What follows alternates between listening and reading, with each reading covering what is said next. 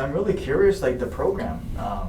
What does the program look like in terms of like communication? Is it like talking to the kids or? No. That was a very great story. Thanks for sharing that. That's kind of stuff we hear all too often with the youth and stuff. And it's like we do talk about bullying and cyberbullying and things like that, and that's an issue which could lead into suicide.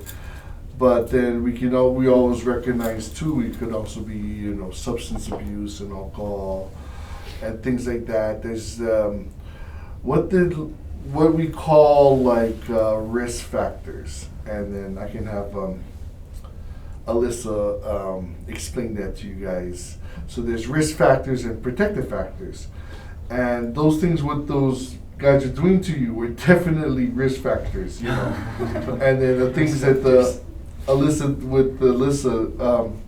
definitely risk factors.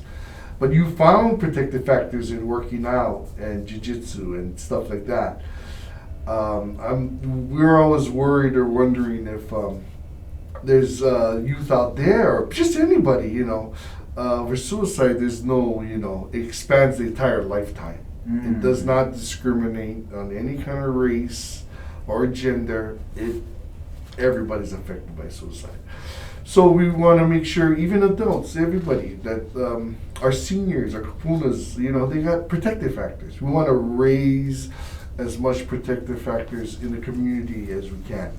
So youth are not just bombarded, and sometimes it just steamrolls, Once one risk factor happens, oh, my dog just died. Oh, that's my best friend in the whole world.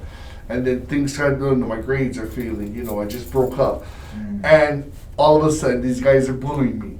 It just steamrolls until one, they think like, okay, this is an option, and we want to take suicide away, that option away from people, saying, okay, let me go listen to music, let me go play an hour of video games, make me feel better.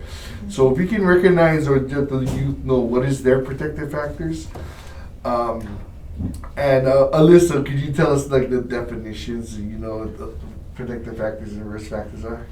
Okay, so risk factors are the things that would put you at risk, like bullying or like failing grades, anything like negatively impacting your emotions.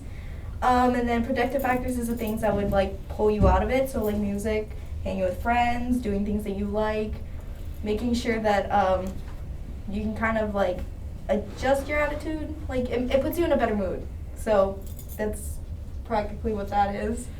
Yeah.